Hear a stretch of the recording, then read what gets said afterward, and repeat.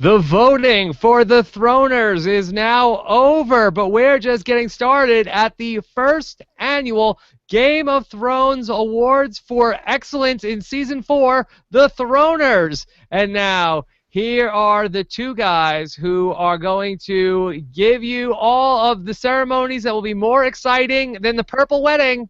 Rob Cesternino and Josh Wigler. Josh, how are you doing? I'm pumped up for the Throners. This is great. This is the first musical number of the Throners. It's great. This is a song that I'm writing right now as we're talking about the Throners. The Throners are really great. Game of Thrones. Yes, yes. Oh my God, Josh, we have so much excitement coming here tonight on the Throners. Scheduled to appear tonight, we're going to have a minstrel show of a bunch of little people acting out all of the best No, moments of season 4. no, no, no, no, no, no, no, no, no, no, no. We are not going to do that. We decided after some reflection that would be a bad idea. Poor taste. That's bad? Poor taste. Okay. Yeah, I hear if you do that, you get poisoned to death. And I don't think that any of us want this to become the Purple Throners. Okay. Well, then in that case, then maybe we're going to have some singers come out and perform a Game of Thrones in memoriam segment. How about that? That might happen. Okay. That could happen. All right. Well, Josh, this is very exciting here. This is something that I'm not sure if this has ever been done before. A Game of Thrones award show on the awards that you, the people who listen to Game of Thrones live on post-show recaps, voted on, and the votes are in. Yeah, the votes are indeed in. I'm not sure that there's ever been a Game of Thrones award show. I know Game of Thrones has won awards, has been nominated for awards, but has there ever been a Game of Thrones dedicated award show?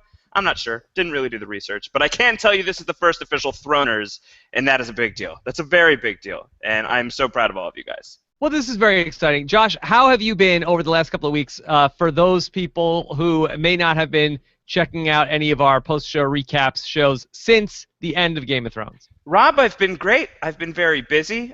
You and I have been able to keep in touch over these long weeks without the Game of Thrones. We've been talking some Strain. We had been talking some 24. We're doing tons of other stuff here on post-show recap, so that's very good. But it's been sad. It's been sad without Game of Thrones. Every now and then, Terry Schwartz and I are getting together to do a Game of Thrones book club, but you know, it's tough in the off season. Game of Thrones, it's a big bright 10 weeks of Game of Thrones, but once those 10 weeks are over, it's a long wait for the next season. So we're all feeling the slump, and hopefully we're gonna get a bump tonight with the Throners. Whoa, we're all in a slump, and maybe we'll get a bump. That's how we do it around here, right? Yeah, I almost came up with a musical number about slumps and bumps, but I'm not that quick on my feet. Okay, Josh, you were at Comic-Con 2 weeks ago. Any big Game of Thrones news come out of Comic-Con? Well, they announced a bunch of actors for Season 5 of Game of Thrones, so that was really cool. I was lucky enough to be in Hall H when they were doing the Game of Thrones panel. That was really cool. In fact, I got to sit right next to my Game of Thrones book club co-host, Terry Schwartz. So we were both feverishly typing our notes because we had to write articles based on the panel. So we were kind of half paying attention on the actual panel and half just trying to get our assignments done. But the big news was indeed that they are casting up for Game of Thrones. Looks like we're going to be spending spoiler alert, if you don't care, we're not going to get into super detailed spoilers, but if you think casting announcements are spoilers, maybe mute this for the next 30 seconds. Sounds like 30. We'll be spending a lot of time in Dorne. They're casting up a lot of characters from Dorne, so we should be looking forward to some Red Viper fallout. And they also have cast some people who are closer to King's Landing. The High Sparrow is a character that you can look forward to next season. And if you know who he is, that's great. And if you don't, get ready. Going to be intense. Okay. Any other highlights from the panel? No, Who was there? It was George R. R. Martin, the creators of the show, David Benioff and Dan Weiss, a lot of the cast members, including people who are dead now, not in real life, but on the show. We had Pedro Pascal, the Red Viper, and he was a big hit. People loved that guy. I believe that elsewhere during Comic-Con, he was at Game of Thrones had like this Game of Thrones bar setup that I unfortunately was not able to attend, and Pedro Pascal, I believe, was serving drinks at the bar. So if you were at Comic-Con and you got to drink beers with Pedro Pascal, that's pretty cool. That's cooler than anything that I did. Okay. Well, that sounds like it's going to be a lot of fun, but we are ready to have a lot of fun here tonight. We are live right now on Tuesday, August 5th, and we've got the chat room open on post-show recaps. We are also monitoring Twitter, hashtag PS recaps. Maybe we should also monitor hashtag Throners as well. Hashtag the Throners is what I've been using. Throners. And I would like everybody to be using hashtag the Throners, and if you're watching the show, we will be watching you as well. Yes, we're going to try to top the 1 billion social media impressions of Sharknado. I think we can do it. I think we can. I think we've got the juice. I think we've got the stones and the pillar to get this done.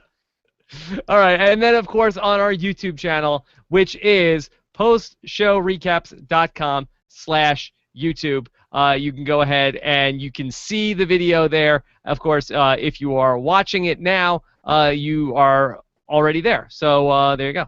Good for you. There you go. But leave your comments there is what we're trying to say, and we'll get them onto the show, onto the YouTube page. Yes. Okay. All right, Josh. So this was your brainchild. All of the credit has to go to you tonight for inventing the Throners. In fairness, the idea came from a dream that I had, and there was a three-eyed Samuel Tarley who flew in the form of a raven. It was his head on the body of a raven, and he flew into my bedroom a few weeks ago, and he said, "Josh, the people demand more Game of Thrones coverage on post-show recaps. You have to do something awards-worthy."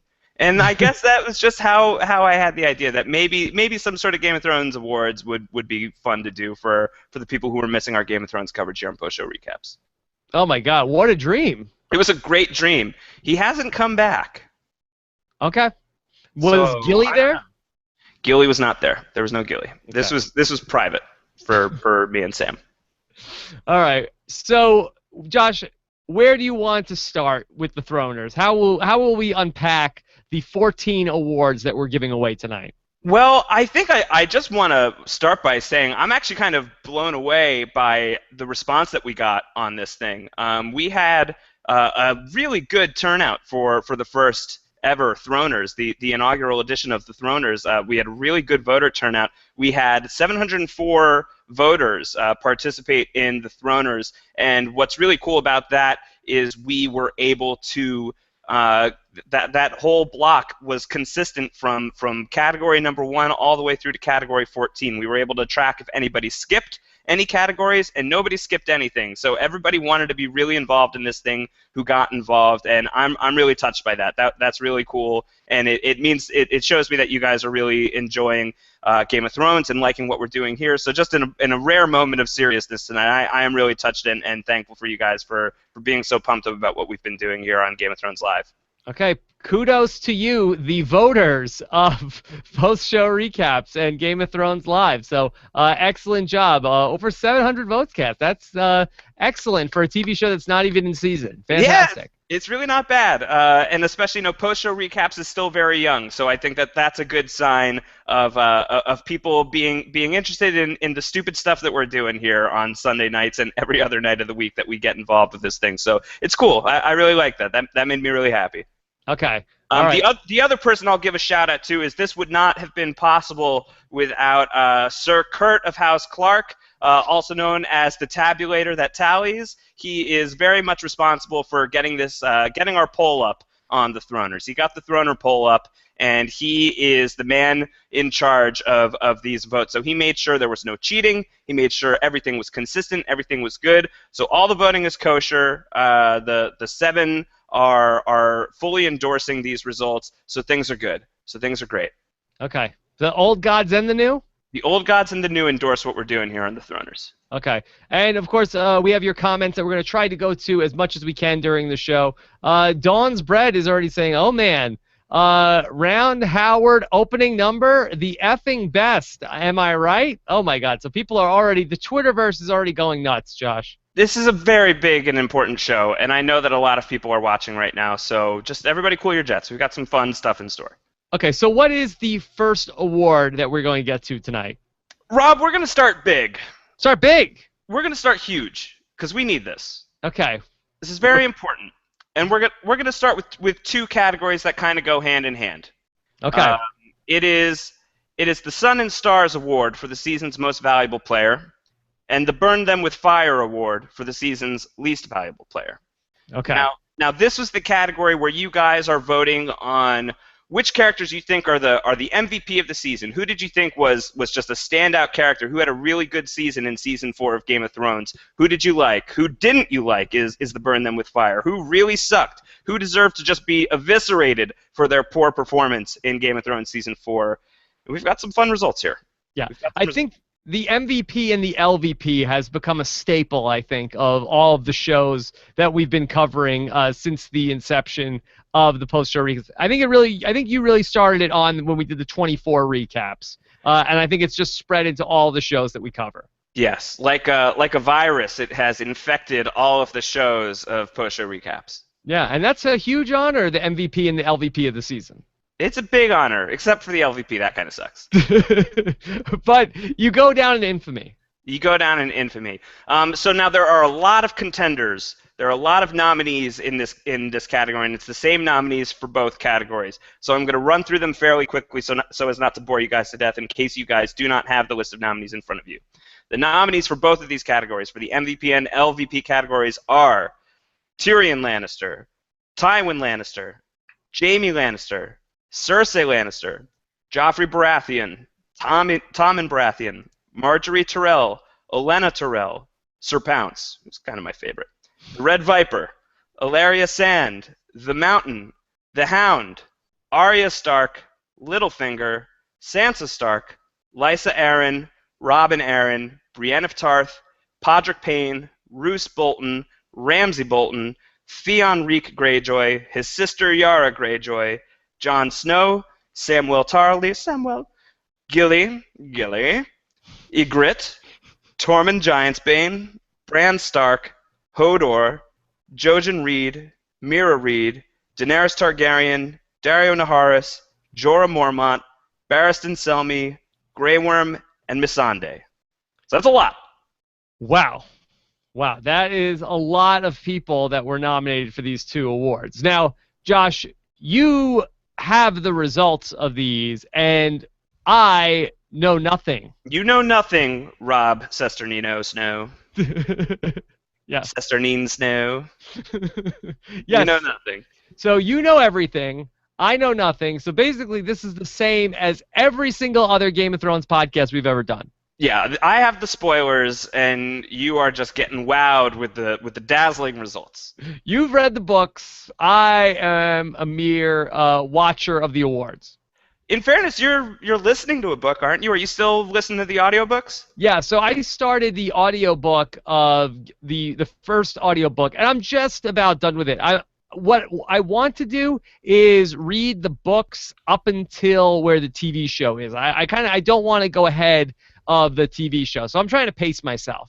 So I'm about like 26 hours into the 33-hour first audiobook. Okay, that's pretty good. Yeah. It's not looking good for Ned. Not looking great. Spoiler alert, not going to work out.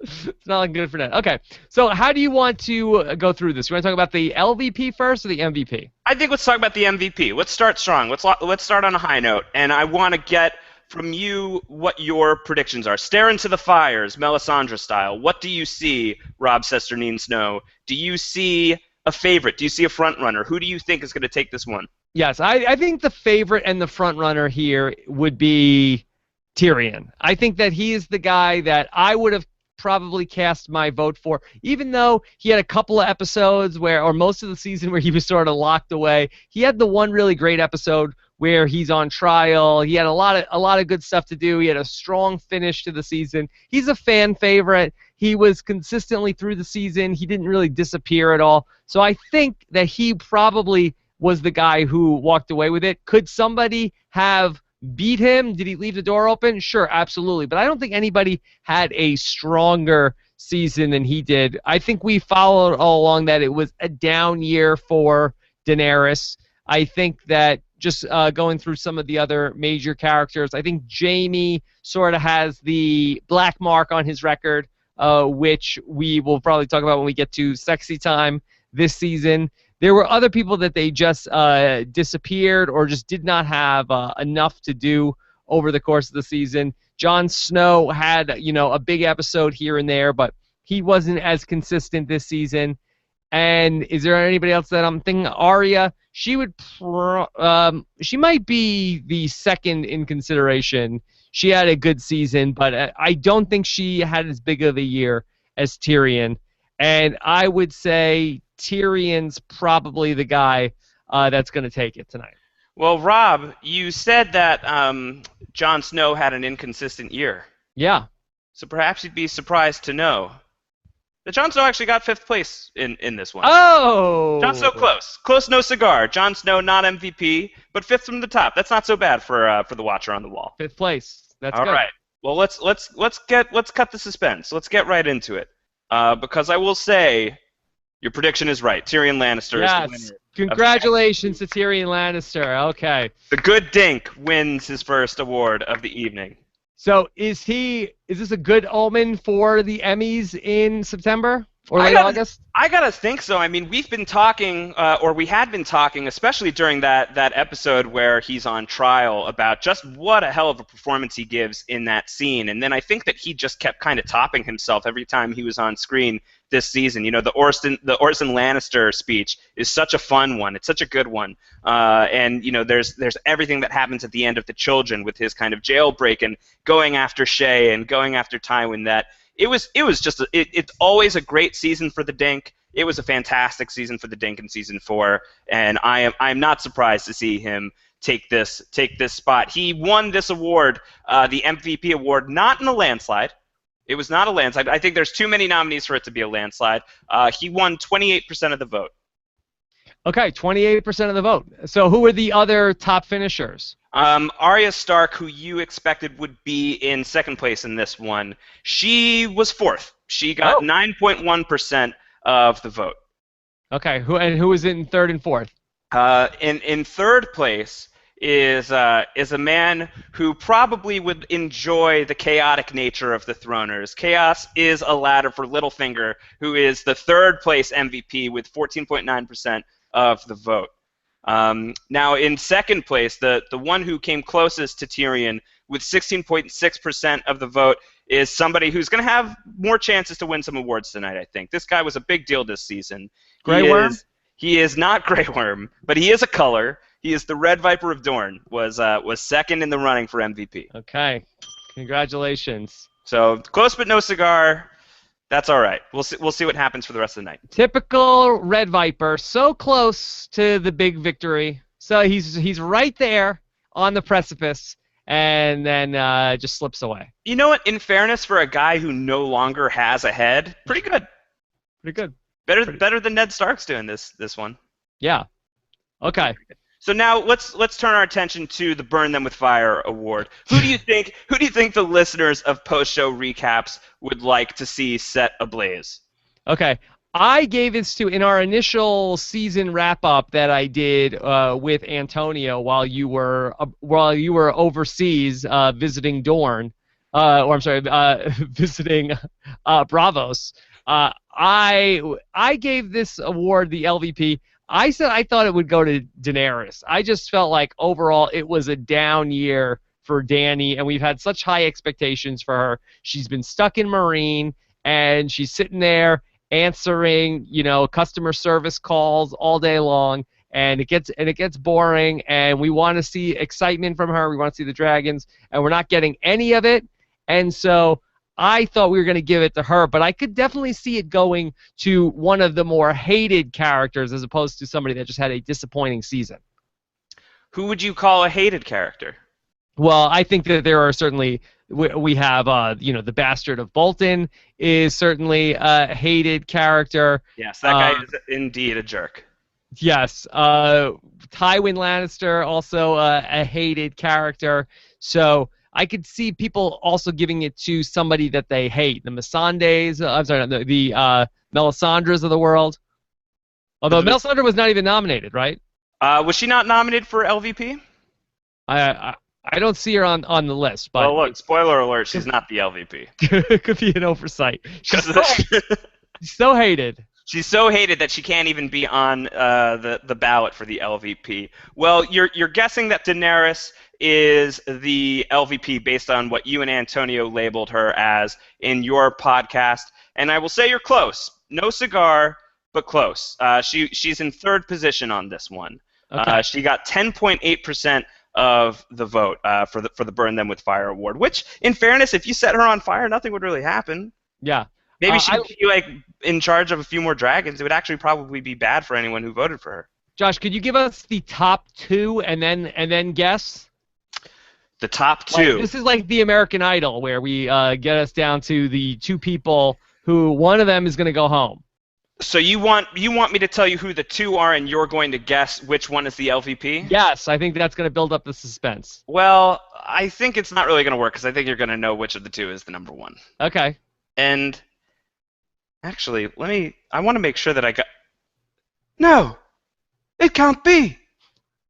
How dare you? How dare you people vote Gilly the LVP of the season? How dare you vote her to be burned with fire? How can you do this to my Gilly?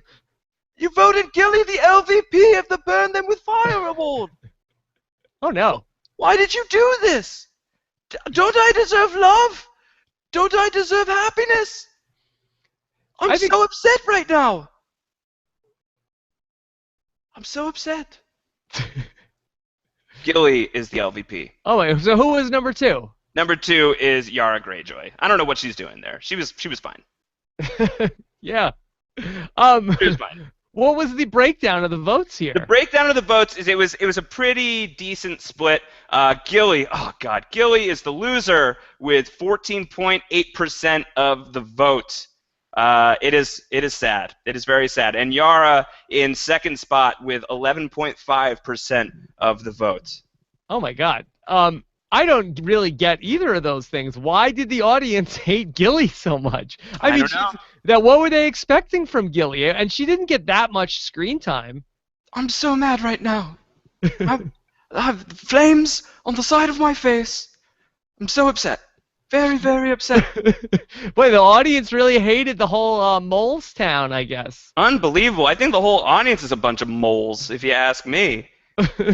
Sabotage. Well, I gotta say, we had booked Sam and Gilly for a song and dance number later in the Throners. I'm getting word now that they have left. They have left the building. Sam and Gilly are gone. Oh my God. There's going to be no more Sam voice in this Throners Awards show. Yeah.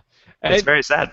This is very sad. This is worse than being at Craster's. It's much worse at being at Craster's, although I feel like people have just chopped my head off and started drinking with my skull. That's how bad I feel right now. I'm very upset. Very upset about this.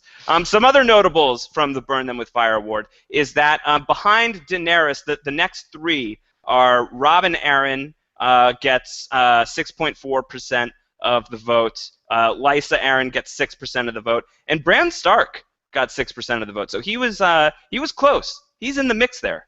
Yeah. I would cast a vote for Bran before some of these other people. I just felt like that they did not get enough screen time. The Yara Greyjoys of the world. She was in one episode. People just really don't like her, I guess. I don't know. She had a good scene. She had a good scene, I thought. I think what's also interesting is that Daenerys, she's in the mix for LVP. She's in the third spot, but she had a few MVP votes as well. But she only had 9 votes in the MVP category. Yeah. So people really were down on Daenerys this season. She's living off her reputation. And I will say that Gilly got, guess how many votes for MVP? I'm going to say 0. You'd be right. Those are the last words Sam said before he left the Throners in a rage. Oh my God. All right. So congratulations to Tyrion and Gilly tonight, winners of your MVP and LVP of the season. Unbelievable. Unreal. Just unbelievable. I think that this show is off to a terrible start. Okay. Hey. We all just got George R. R. Martin here. That's what happens. You give power to the people, and you got to live with the results. You know what, man? This is Game of Thrones we're talking about, and it wouldn't be a Game of Thrones award show without some devastating sacrifices, some devastating consequences. So I guess I got to suck it up and move on. Huge night so far. Huge night. Okay. So as much as I want to fight everybody who voted for Gilly to be the LVP of the Throners, that brings us to our next category, which is the Blackwater Award for Best Fight and or Battle Scene in Season 4. So here we are. We're getting action-packed here in the Throners. Yes, very exciting. The best fight and or battle scene, and a lot to choose from this season. A lot to choose from this season. I think it's something that we've said before. It's certainly something that I know is true of you. You tend to be, Rob, the guy who you really like the King's Landing stuff. You like the wheeling and dealing. You like the political side of Game of Thrones, and I think most fans do. But I think that there was some really, really solid violence going on in Season 4. There were some great deaths, which we'll get to in a separate category, but also just a lot of really good fight scenes, lots of good sword play. So plenty to talk about with this coming category. Okay. All right. So the nominees. Shall I go over the nominees, Rob? Please, yes. The nominees for the Blackwater Award for Best Fight and or Battle Scene are Arya and the Hound kill everyone in the tavern from 2 swords. Yes. Daario Naharis versus the champion of Meereen in Breaker of Chains. I remember. Jon Snow versus Carl at Craster's Keep, first of his name. Carl. Bran Stark in Hodors' body versus Locke at Craster's Keep, first of his name. The Red Viper versus the Mountain in The Mountain and the Viper. The battle at Castle Black in The Watchers on the Wall. Stannis Baratheon's army takes down the wildlings from The Children. Bran Stark's companions versus the skeleton army in The Children. And Brienne versus the Hound, also from The Children. Okay. What do you think's happening here, Rob? Well, I think it's a 3-horse race. And I think the audience really loved the Red Viper versus the Mountain. The trial by combat, I feel like that could be the Titanic of tonight's award show. I think it could just run away with all of the awards. I think that's the pick. I think that the battle at Castle Black is in the mix. I think that Brienne versus the Hound was great too. Maybe that's the most fresh in people's minds, but I think that it's the Mountain and the Red Viper. I think that it was the big event that really the season was sort of built around. I think that was probably the way people wanted to vote. Okay. Now, I will tell you that the 3 that you just mentioned are indeed the top 3. It's top 3, baby. The top 3 in order that it happens on the show is Red Viper versus the Mountain, the battle at Castle Black, and Brienne versus the Hound. Now, do you want to sort those out in terms of your predictions of who's got this? Well, which one do you think is the first to go? I think that the third place finisher I'm going to give you, right? Yes. The third place finisher, I believe, was the battle at Castle Black. And you're right. Yes. The battle at Castle Black is off the board with 17.9% of the vote. That is less. That's more than 100 votes less than the second vote getter, which is either the Red Viper versus the Mountain or Brienne versus the Hound. And now the difference between those two is basically negligible, less than 20 votes. Oh. So these two were really, really close. It was a lot of love for the Red Viper and the Mountain and a lot of love for Brienne versus the Hound. So either way, a Clegane walks away the victor. Well, one of them won their battle, the other one lost it. Well, frankly, both of them are in rough shape by the end of the season, so neither of them are really winners. I think that the winner is the Red Viper and the Mountain, and that's my final answer. And you're right. The Red Viper versus the Mountain is the best fight scene and or battle scene in Game of Thrones Season 4, according to the Throners, with 36.9% of the vote against Brienne versus the Hounds, 34.5%. I gotta say, though, mad props to Brienne versus the Hound. That scene was really great. By now, I think a lot of people know it's not from the books, that scene. That was invented for the show, and it's one of those moments where the show deviates from the books in an awesome, awesome, awesome way. And it was really, really great. And I think people who both read the books and watch the show, as long as they're not, crazy book purists, those people are crazy, crazy. As long as they're not super, super book fanatics, I think everybody could get on board with just how awesome that fight scene was. So Red Viper versus the Mountain, I think, was the clear favorite here. But the fact that Brienne versus the Hound was voted well past the battle at Castle Black, I think, is really impressive. Yeah. Well, great job to both both of the contenders in this category, both two great fight scenes. I remember watching Brienne versus the Hound. I was just like, ah, ah. Yeah, like the punch to the crotch was just over the line. Oh, and she bit his ear off. I mean, it's really gross. that was, I mean, it was a really, really great fight scene. And when she like grabs the sword, like, oh my God. Yeah, it was really intense. It was really good stuff, and kudos to everybody involved with that one. That was really good. But of course, Red Viper versus the Mountain was crazy. That was insane. That was the Twitter breaker of this season, I think.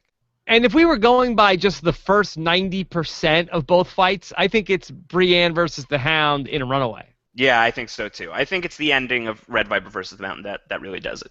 Yeah, so that last part. Basically, none of the other battles were even close. The closest was Arya the Hound killing everyone in the tavern, which got 6.4% of the vote. So it was really one of these three was going to get it. Are you surprised that kind of it was in the running, but the battle at Castle Black, I guess was kind of controversial, certainly with our audience. I think you and I heard a good amount of backlash from the listeners of post-show recaps who were not necessarily wild about the Wildling battle on the Wall.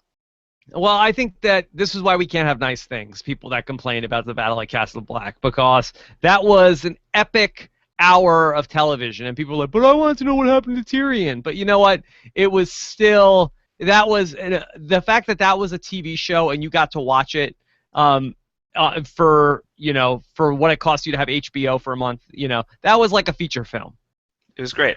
It was really good. It was really good. And then I will say that the fight scene that did the absolute worst in this category, surprisingly, I think, is Bran Stark in Hodor's body killing Locke. I would think that there would be a little bit of a turnout for Hodor. So, well, it was the Bran stink was on Hodor there. Yeah, the Bran brought him down. Bran brought him down. How many votes did that get? That got, let's see, I believe that got 3 votes. Okay. 3 people voted for Bran and Hodor against Locke at Craster's Keep. Okay. Not a lot. Not a lot. All right. Not a lot. So, speaking of horrible violence, I guess let's kill some people. Yes. Yes. I think it's time to kill some people. I think that's the right thing to do. It's a dull throners without at least 3 deaths, is what I've been told. Yes, much like a Dothraki wedding. Yeah, I think that's the rule. I think at least one death. And frankly, I'd be a little worried about what Samuel Tarly might do to some people backstage. I hear he came back drunk. Yeah, if there's less than 3, it's considered a dull affair. Yeah. So we're gonna try and pile the bodies up. Okay. And we're gonna start here with the Red Wedding Award for excellence in horrible death. Okay. Are you ready for the nominees? I am ready. All right. The nominees for the Red Wedding Award for excellence in horrible death are Joffrey Baratheon at the Purple Wedding from The Lion and the Rose, Sir Dantos and his face full of arrows from Breaker of Chains. Oh. Carl eats a sword at Craster's Keep in First of His Name. Lysa Arryn flies out the moon door in Mockingbird. The Red Viper's head explodes in The Mountain and the Viper. Pip and Gren die at the Wall from The Watchers on the Wall. Ygritte dies in Jon's arms from The Watchers on the Wall. Jojen Reed stabbed multiple times in the chest, throat slashed, then he explodes. The Children. Shae choked to death by Tyrion in The Children. And Tywin shot to death on the Privy by Tyrion in The Children. Those are your nominees for horrible, horrible, horrible death. All right. Josh, I think this is a 3-horse race again. Let's do it. Okay. I think your top 3 here are, give me Joffrey at the Purple Wedding, in no particular order. Joffrey at the Purple Wedding, give me the Red Viper's head explodes, and give me Tywin shot to death on the Privy in The Children. Yeah, I think those are your top 3. You would not be wrong that those are the top 3, and I think that is pretty easy to predict. Those were a combination of super, super, super gruesome deaths and super shocking deaths. I remember the first time I watched, and anticipating this, watching Joffrey Baratheon die after so many seasons of just freaking hating this guy. This guy sucks. And knowing that his death was imminent, especially so early on into season 4, was something I was so excited for, and yet when the moment finally came, I was so horrified to see this guy's face just turn horribly purple and covered in snot that my jaw was on the ground. And then for them to come back in episode 3 with that being literally the same exact shot, just lingering on Joffrey's face, so much awesome, so gross. It is not the winner of the Red Wedding Award for excellence in horrible death, I'm afraid to say. The winner by a miles is the Red Viper's head exploding. Oh my God, the Red Viper cleaning up already tonight. With 68% of the vote. Yes. The Red Viper's head explodes over and over and over again on an infinite loop here at the Throners in the screening room. That is what we are showing you right now, just playing in your brain, and it's gross, and it's awesome, and it's really nasty, but it's really cool. Yes. Oh, right. Well, yes, a no-brainer indeed. I think we may need to change this category from the Red Wedding Award. We may need to change it to the Red Viper Award. Yeah, I think for future Throners, I am fully endorsing that. The Red Viper Award for Excellence in Horrible Death. That is where we are calling this from now on. Okay. The Red Viper cleans it up, no problem. Now, if you have a guess, which one do you think people just didn't really care? I would say the one that did the worst. I would say Sir Dantos and his face full of arrows. Yeah, literally no one voted for that. Literally no one cares about Sir Dantos. Yeah. What a fool. What a fool. Yeah, Face Full of Arrows was another musical number that Sam was going to come out on stage and sing, doing his best Sir Dantos impression, actually. But he's now too drunk, which is actually kind of in character, but he's refusing to come out on stage. Okay. Let's check in with the commenters. Megan Z says, Gilly will always be my LVP. Sorry, Sam, your girl is awful. That's with the Throners hashtag. Gosh. Oh my gosh, do you hear the commotion backstage? He's back? Yeah, he's back. He's getting violent. Oh my God. Violent. Then we also have, this is from Jake M. Larson, I think Shay was snubbed for LVP. Hashtag the Throners. Yeah, I think maybe Shay was snubbed. There were some oversights. Listen, it's a skeleton crew running this award show. We're gonna miss some things, and I think Shay should have been in the mix for the LVP. So maybe honorary LVP. Okay, yeah, she should have been nominated. I think that's fair to say. She should have been nominated. That wasn't great. She was snubbed. What a snub. She was snubbed. That's one of the big snubs of the night, I would say. And Mar Barboa says, more Sam impersonations, please. No, I don't think you have to beg. I think they're done. I think the slap in the face at Gilly is going to be the end of Sam impressions. Okay. From now and for the rest of time. All right, Josh. Let's get into award number 5. Okay, let's get into it because once again, Red Viper is nominated for this one. So we got to see if he can complete the hat trick. It's the Red Viper versus the Mountain is in contention for this one as well. Okay. So let's talk about this.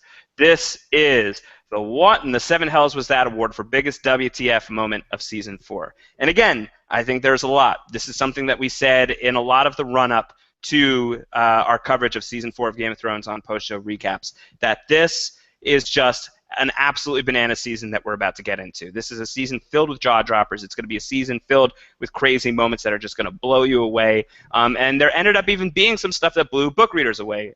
Not just the Brienne and the Hound fight, but there were some other left turns and curveballs thrown our way. So this was a crazy season, and I think a lot of people in contention. Of course, I think a lot of people probably thinking the Red Viper's head exploding is going to be a big shower here. Well, let's see. Let's find out. The What in the Seven Hells Was That award for biggest WTF moment nominees are Joffrey jokes to death at his own wedding, solidifying weddings as the highest cause of death in Westeros, from The Lion and the Rose. I remember. Jaime and Cersei do it in the Sept in Breaker of Chains. Yeah. I remember that too. Do It in the Sept is the name of my rap album. I want to hear it. Did you prepare any number is coming up? Yeah, did you prepare that for later in the show? Yeah. All right, cool. I'll be sure to ask about that. Carl uses Lord Commander Mormont's skull as a cup in Oathkeeper. Carl. The White Walkers turn Craster's child into one of them in Oathkeeper. Littlefinger makes out with Sansa Stark after telling her she could have been his child in another life in Mockingbird. The Red Viper's head explodes, the mountain and the Viper. Bran battles skeletons, then meets forest elves and an old wizard who lives inside of a tree, the children. Yeah, I was definitely saying, what in the seven hells was that when that happened? That was pretty wild. That was pretty weird. Dany's dragon kills a child in the children. Oh, man. That was brutal. That was rough. The Hound punches Brienne in the crotch, and then Brienne bites off the Hound's ear. That was pretty nuts. Yes, it certainly was. Very, very nuts. That was pretty wild. Okay. All right. So forecast this one for us, Rob. You do not know the results of the Throners. I do. I am curious to get your take on this one. I don't know the results, but I feel like I do, because I got to think that the Red Viper runaway train just keeps marching on here. The only thing that I think could be close is maybe Joffrey dying at the Purple Wedding, but I think that since the Red Viper just beat that in the last category, I think the voters are going to stay consistent. And maybe some people say, well, I just voted for that, I don't want to go for that, but I think my vote is solidly with the Red Viper. I will say that it is not a landslide for the one that won this one. The first place, which I will not name yet, gets 31.8% of the vote. And second place gets 23% of the vote. So it was decently close. But the train rolls on. The Red Viper's head explodes and wins. What in the seven hells was that for the biggest WTF moment of the season? Oh, my God. Really cleaning up tonight. Runaway train, never come back. Runaway to Dorne. Oh, my God. And we promised musical numbers. Josh Wigler is on fire. As long as I'm not on fire with Gilly, then I will be okay with that. Can you do Reigns of Castamere next?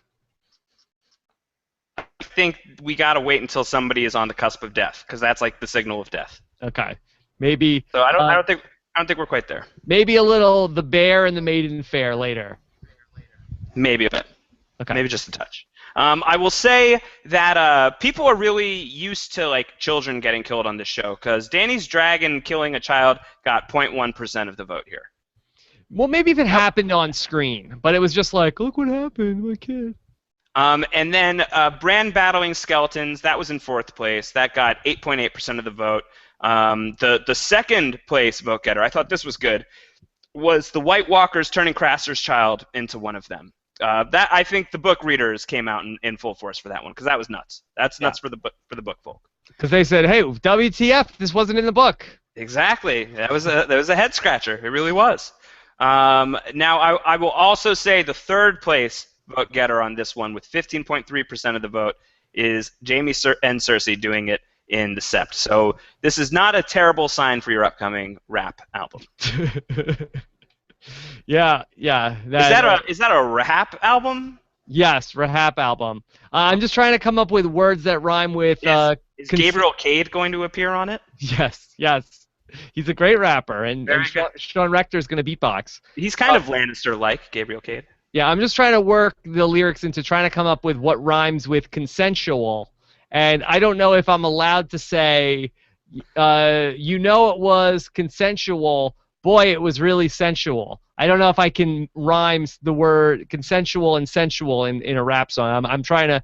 I have somebody that I am consulting with on LinkedIn, and they're gonna get back to me. I found a rapper on LinkedIn. Who's the rapper? Sir Links-a-Lot. Oh, nice, sweet. I've heard of that guy. Yeah. He's good. So I'm working with him. It was not consensual. It was reprehensible. That's my only contribution to your rap song about doing it in the Sept. No, we are pro. It's a fundamental divide, Rob. I think that the fan base is split down the middle on this issue. Yeah, and one of the other lines is like, we don't need a bed. We'll do it next to Joffrey. He's dead. Wow, that's really good. Yeah. That's good. I think you've got a career. If you ever want to give up this podcasting game, I think that you could get in the game, because you got game of Thrones. Yeah, that's right. That's right. Okay. Okay, this is a category that the Red Viper and the Mountain cannot win. No, the Red Viper and the Mountain's out of this one. Okay, This let's do is it. this is because the Red Viper was very much a part of season 4 of Game of Thrones. He was a huge part of Game of Thrones season 4. He was almost our MVP of the night. I think you could make an argument that he's showing that he is basically the MVP of the Throners by winning 3 awards in a row. But this is a category for people who decided not to join in on the fun of season 4 of Game of Thrones. There were a lot of characters. There were a lot of characters who are still running around the Seven Kingdoms or are still out in Essos that just decided for whatever frickin' reason, they did not want to show up on season 4 of Game of Thrones. So this is the Where the Seven Hells Did You Go award for characters who decided not to show up at all this season. And your nominees are Gendry, Rickon Stark, Osha, Walder Frey, boo, Balon Greyjoy, Jaqen Hagar, and Beric Dondarrion. Okay. Well, I think we know where Walder Frey was. He's busy killing vampires, right? Yeah. Now, I'm interested to know, and I don't think that this is a spoiler. Does Walder Frey, was he involved in the mix? Like, if you were just a faithful book reader, should he have been in the story, and was it a contractual thing with the actor who plays Walder Frey because he was filming The Strain? No, I don't think that you need Walder Frey this season. I think it's just people are still so upset about what happened at the Red Wedding that I think any kind of showing up for that guy I think would be good. I think you just need to be reminded of how much you hate this guy. But as far as being faithful to the books, it's okay that he's not in the mix in season 4. Okay.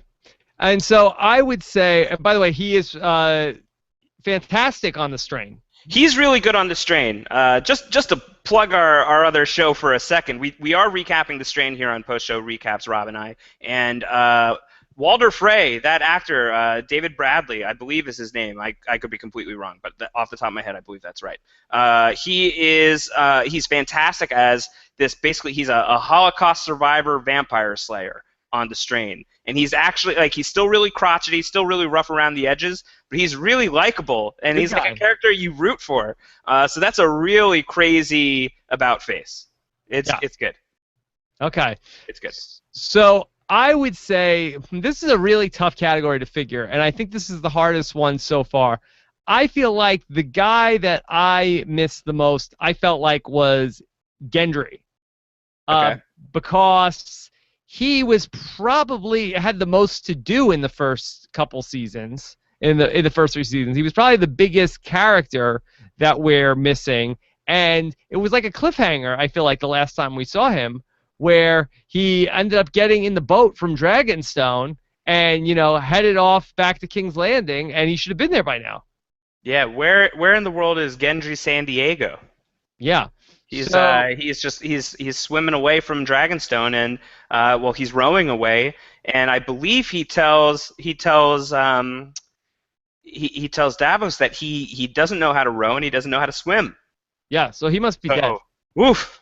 He may have paid a visit to the drowned god. So that would be my pick of Gendry. Okay. Who else do you think is in the mix? Anybody? Maybe Walder Frey could be in the mix. I don't think we missed the other guys too much. Maybe Rickon because he's a Stark, but I would put my support behind Gendry. Well, Rob, you're back in the right horse. Gendry is the winner of the Where the Seven Hells Did You Go award for characters who decided not to show up at all this season. He won that with a pretty healthy chunk of the vote. He got 43.8% of the vote in this one. Yeah. Okay, so good job by Gendry. People miss Gendry. That guy's got abs. Really, really good abs. And I think also people are probably, I think the leeches thing, I think people still feel really connected to him out of fear of that happening to them. I think people could really put themselves in Gendry's shoes. That was a really dirty scene in season 3. But yeah, I think Gendry not showing up, I think was something that people were bummed out about this season. Yeah. So congratulations to Gendry. Hopefully a happy return for Gendry in season number 5. Now, so a little bit of trivia is this award was nearly called the Where's Rickon Award because that is a famous Game of Thrones internet meme of Where's Rickon Stark. No one really knows where or frankly who that guy is. So we changed it to Where the Seven Hells Did You Go because we didn't want to play favorites. Rickon is going to be a nominee in this category, so we don't want to do that. He didn't win. He got second place, 18.8% of the vote. Yeah. So not bad. But again, people kind of just don't really care. Now, who got the least amount in this category? Who is the person who wasn't there and nobody was looking for? People are looking for Rickon, but nobody's looking for Osha. She got 2.3% of the vote on this one. She sucks. She sucks. And only 10% of the people, 10.8% of the people wanted to know where Walder Frey is because I guess everybody kind of knows that he's on the strain because they're tuning into our recaps. Okay. Good stuff. All right. Let's talk about the people that were there. They did show up, but they didn't show up a lot. But barely. Barely. Just barely there. This is a sad category, Rob, because there's a lot of people who were really great on Game of Thrones, and not everybody can get their due. This is an ensemble show, an ensemble. And, people have to fade into the background so other people can step into the forefront. Sure. It's a thing. I understand that. But some people just kind of went away, almost completely, or barely even showed up at all to begin with. And that's frustrating. And although many of these are great characters, these are also characters that just didn't show up. So they're getting yelled at right now in the Purple Kelly Award for Most Invisible Edit. The nominees are Marjorie Tyrell, Olenna Tyrell, her mama, or grandmama. Right. Grandmama. Varys the Spider. Ygritte. Bran Stark, Hodor, and Friends. So a shared nomination. Yeah. Theon Reek Greyjoy. Those are your nominees for the Purple Kelly Award for Most Invisible Edit. I feel like the people that are going to get this are I'm looking at both of the Tyrells in Marjorie and Lady Olenna because they had such a strong first half of the season. And then they disappeared in the second half of the season. And Varys, too. Varys didn't have a lot to do, but he had a good ending, good last scene going off with Tyrion. So I'm going to say that I feel like I would give it to Marjorie because she was so good in Season 3 and had such a good start to the season. But then she really just disappeared. I don't know what she was doing, trying to maybe she was going through some sort of existential crisis of that she has to date a 10-year-old, and she's not really excited about that. I mean, she has one final scene. I think it's the scene where she comes to visit Tommen and like basically sort of seduces him. And then I don't think she shows up at all for the rest of the season. I think maybe you see her watching the Red Viper die. Yeah. Because everybody's there. But I think that would be it. She basically didn't have a speaking part for the last 4 or so episodes of the season. I bet she's at the trial of Tyrion too, but she's basically like a glorified extra in the second half of the season. Yeah, she doesn't have much to do. Well, I will say this. This was a competitive category for the top 3. The top 3, the spread is 26.8% for the winner, 25.6% for second place, and 24.1% for third place. Wow. That's Marjorie Tyrell is indeed in the mix. She's in the mix. But she's third place. Oh! She's third place. I mean, it's close. This is a close one. You've been really good, Rob. Don't beat yourself up. Your predictions have been pretty on. But you're off on this one. It's not Marjorie. Marjorie does not get this. However, you did mention Varys. Yes. As a contender. So that's pretty good that you got the second pick. Oh! Varys is second place in the Purple Kelly Award for Most Invisible Edit. Now, you also mentioned Marjorie's grandmama, the Queen of Thorns. Yes. Who's only in fourth place. So I guess, she revealed enough about how she was hot in the sack back in the day. Yes. I think people saw enough. I think people heard enough. She did. Okay, so who is the winner? It's Ygritte. Ygritte. Oh, man.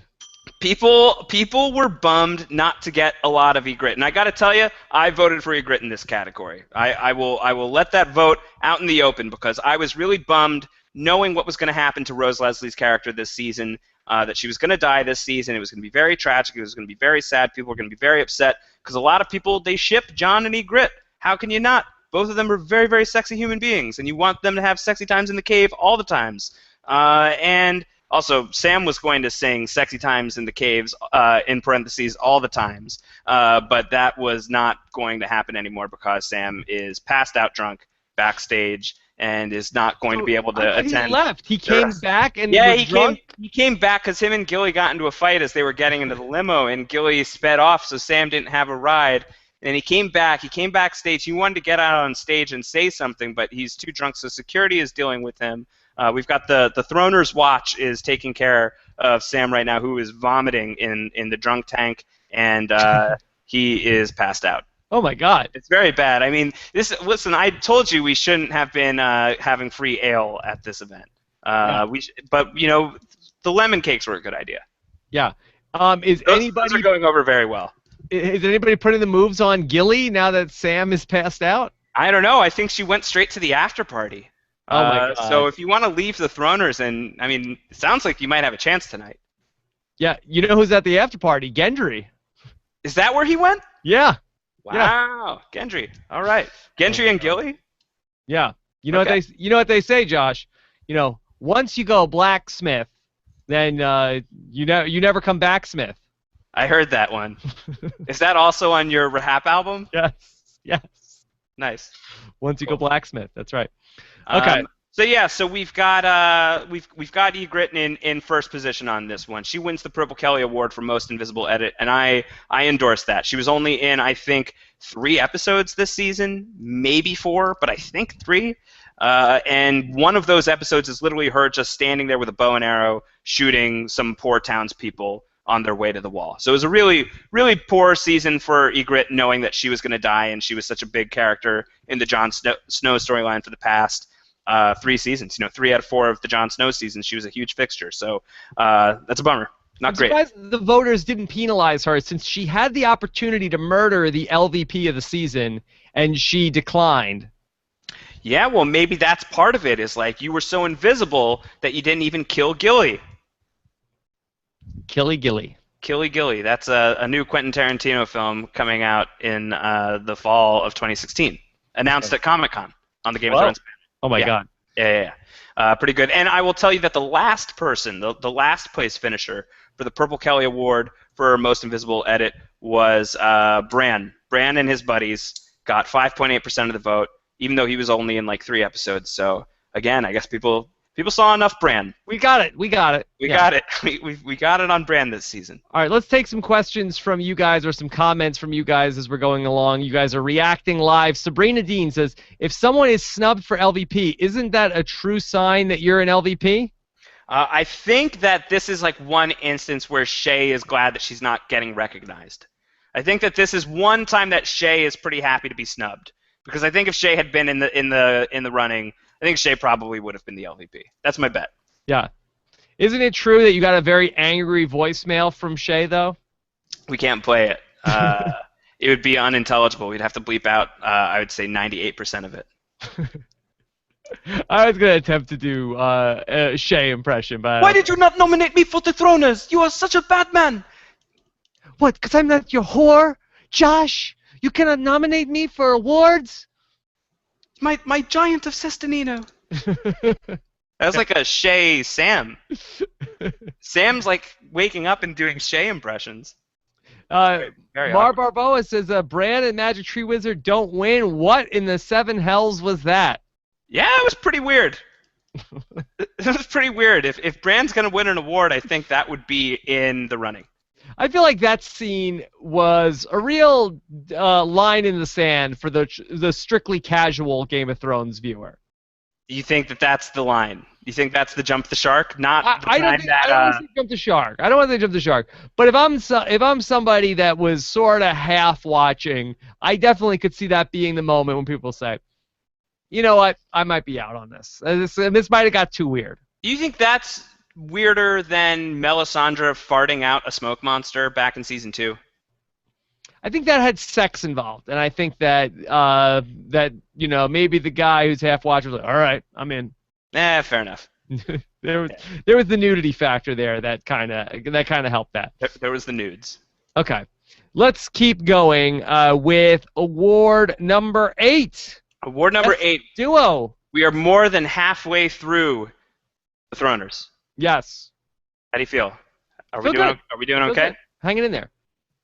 Do you need a drink? No, I'm good. I have some water here. Okay. Well, Staying if you need anything from backstage, I can go real quick. Yeah. I wish it was wine, but it's just water. Bobby Baratheon is alive, actually, secretly, and is just in the back drinking all of the wine. Oh my God. Yeah, he's just a real dick tonight. Just being a real pig, that guy, a real stag. As long as he's not hunting a pig backstage, I think we'll be okay.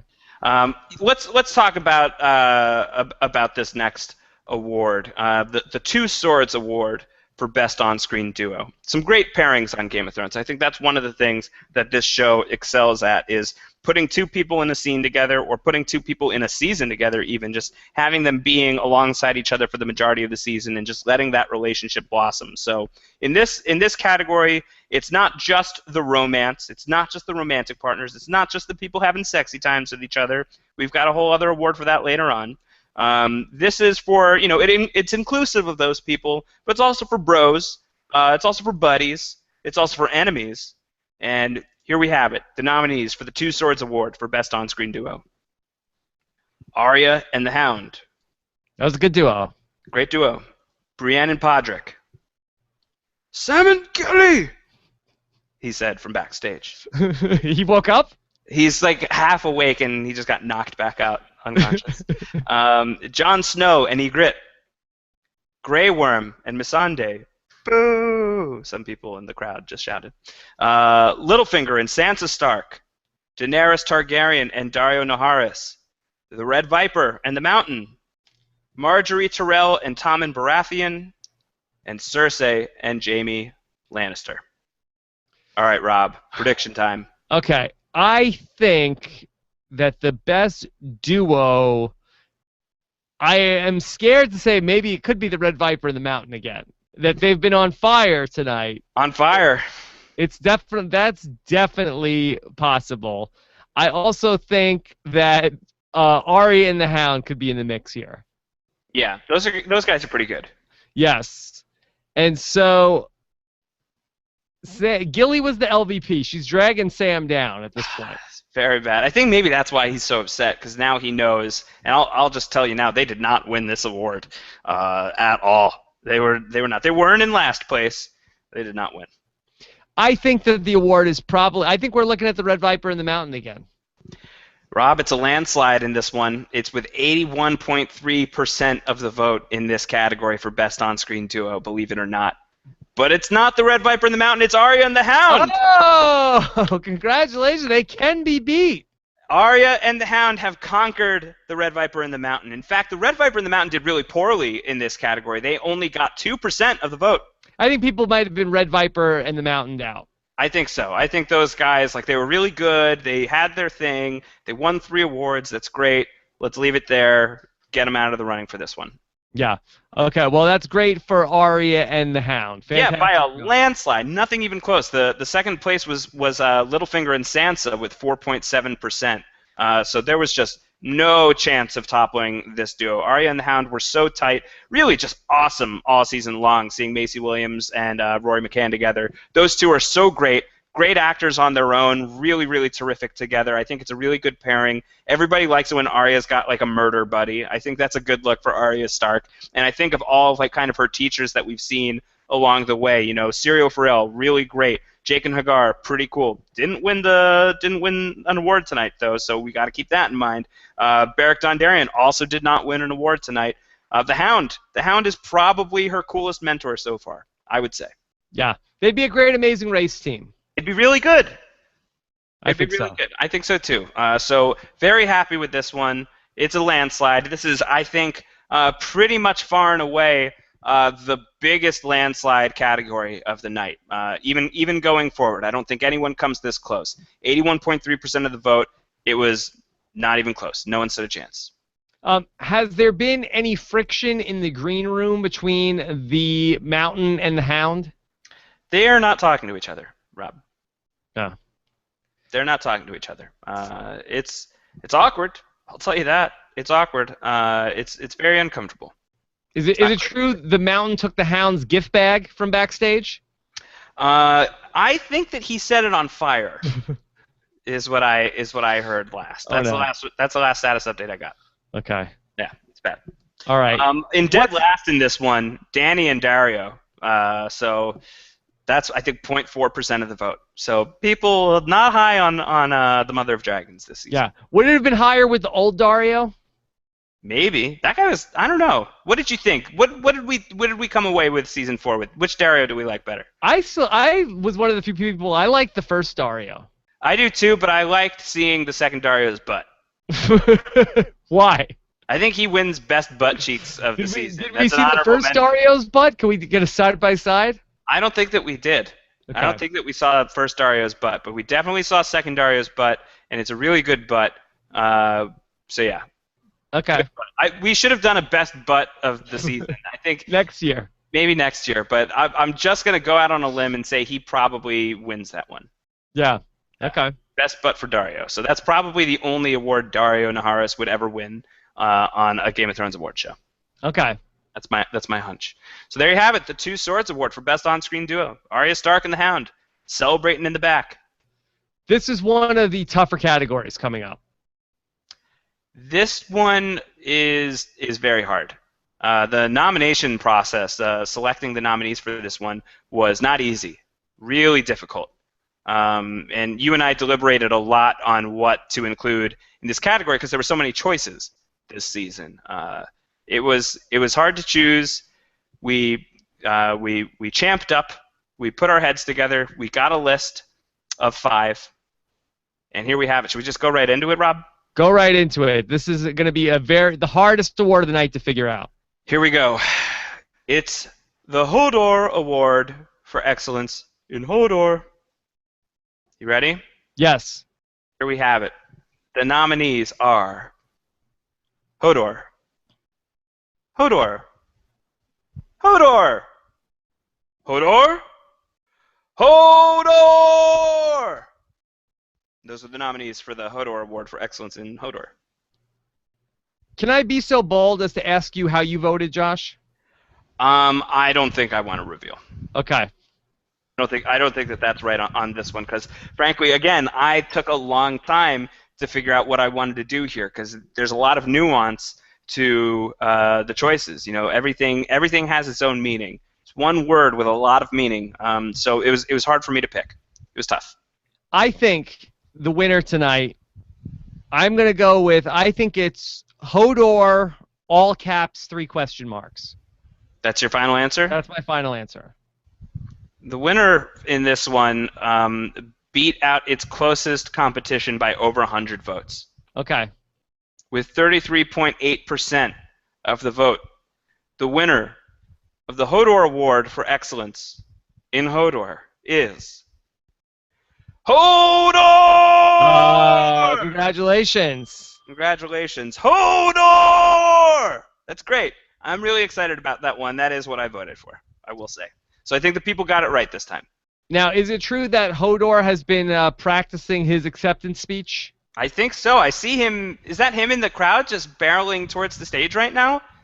Yes, running to the stage. He's sobbing. He's got like tears streaming down his face. Whoa! Hodor!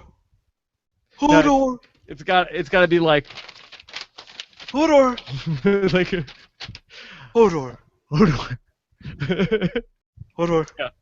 Congratulations, Hodor. This is great. I think a monumental night for Hodors everywhere. Yeah, great job. A great job by Hodor. It was really good. I'm really proud of him, and I know that he'd been working all season long on that massive roar of his. So the massive roar of Hodor is a worthy winner at the Throners this year. I think next season, I think we need to tie up the episode to the Hodor quote. So I think it needs to specifically be the Hodor from this episode, Hodor from this episode. Then we can go back and study the individual Hodors. Well, listen, this is a work in progress, the Throners. we are doing it live. We are customizing as we go. So I'm on board. I'm on board with fixing it however you want. Okay, great. Okay. Now let's talk about this next award. This is another fun one. I really like this one. This was good. This is the Grey Wind Memorial Award for Best Animal Sidekick. Lots of great animals on Game of Thrones. That's a thing. That's the thing that's really great about this show. Love animals. You got direwolves, you got dragons, you even got kitty cats. Ravens, sure. Ravens, dogs. So there's lots of animals to choose from here. And here are your nominees for the Grey Wind Memorial Award for Best Animal Sidekick. Drogon and Dany's other dragons. So 3 dragons in the mix here. Hey. 3 dragons are better than 1. Or none. Yeah. Summer, the direwolf. Ghost, the albino direwolf. Sir Pounce, the royal cat. Ramsay Bolton's evil dogs. And the 3-eyed raven. How's this going, Rob?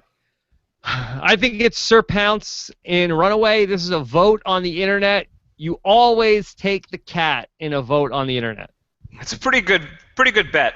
And I can now reveal that when we announced the nominees for the Throners about a month ago, that I said I think that there's a Daniel Day-Lewis in this category. Yes. I think there's a Daniel Day-Lewis in this category, and I will say I was discussing Sir Pounce. Yes. Sir Pounce is just the DDL of Game of Thrones, I think, by miles. This guy gives it his all. Every time he's on screen, you know that this is a man, this is a feline that has just put his all into his craft. Unfortunately, Sir Pounce did not win. No! Sir Pounce came in second with 37.4% of the vote, and the winner is Ghost, the albino direwolf. People love the direwolf. 4%. People do love the direwolves, and I can't hate on Ghost. Ghost is great. And you know what? Sir Pounce has won a lot of awards in his lifetime, so I think it's okay to let somebody else kind of step in and take the spotlight. Josh, I do have some sad news to report at this hour. Drogon the dragon has just eaten Sir Pounce. Very sad to say. What? Yes. He was burned to death and eaten. Yes. Sir Pounce. Sorry. I'm sorry. No. Yes. No, but it can't be true. It's true. So that's our second death of the night? Yes. All right. That works. Okay. So we're getting close. Not quite a dull affair yet. Or it's still a dull affair, but we're getting close to it not being a dull affair. Okay. I will also say that not a lot of love for Bran, once again. Even Summer can't catch a break. 5.8% of the vote on this one. And the 3-eyed raven only got 2.6%. Yeah, people are not digging the 3-eyed raven. Down on Bran, down on the 3-eyed raven. It's a bad look for those guys this season. I know the TV viewer does not love the Bran storyline. Do the book readers, is that a boring chapter for book readers of it's another Bran chapter? So the big scene from the children, from the season finale, the season 4 finale, is it's a bit of a departure from the way they do it in the books. And that chapter in the books is my favorite chapter in the entire series. Whoa! So I love that stuff, but I didn't love how they did it on the show. Okay. I liked how they did it on the show, but it's when you do that's the one of the things I feel like I'm fairly even-handed as a book reader who watches Game of Thrones. I'm at the point where I know that very, very different things. The show is the show. The books are the books. The show is going to get a ton of stuff right from the books, but it's going to have to take detours where it does. It's going to have to do things a little bit differently. I'm totally okay with that. I'm not going to get psycho crazy if they change a detail here or there. This was one where I was a little bit on the line. I didn't love the way that they did it on the show. I like it in the books. Much better.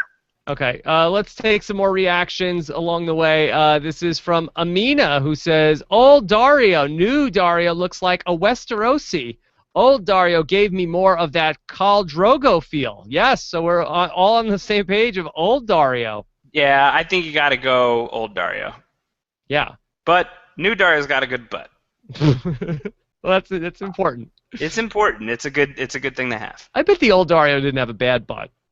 Probably didn't have a bad butt, Yeah. but we EC just never we never saw. We never know. EC Girl 101 said the names of the awards deserve awards themselves. Major props to that. Nice. Do we get the honorary award for best names of awards? That's a terrible name for that award. Yes. Did we just lose the award for that? Yes. What was that? Is that the first of his name awards for best awards names? Okay. I like that. Okay, and let's do one more comment from you guys. This is from Warfrat1625, our Philly. The controversy continues. The Daniel Day-Lewis of the Throners denied in his category tonight and then eaten by a rival nominee. Yep.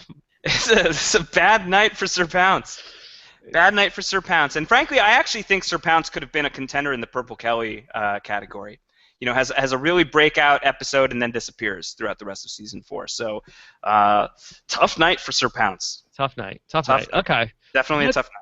All right, let's talk about a very popular category for the voting fans on the internet. Let's talk about sex, baby. The Roz Memorial Award for Sexy, Sexy Thing.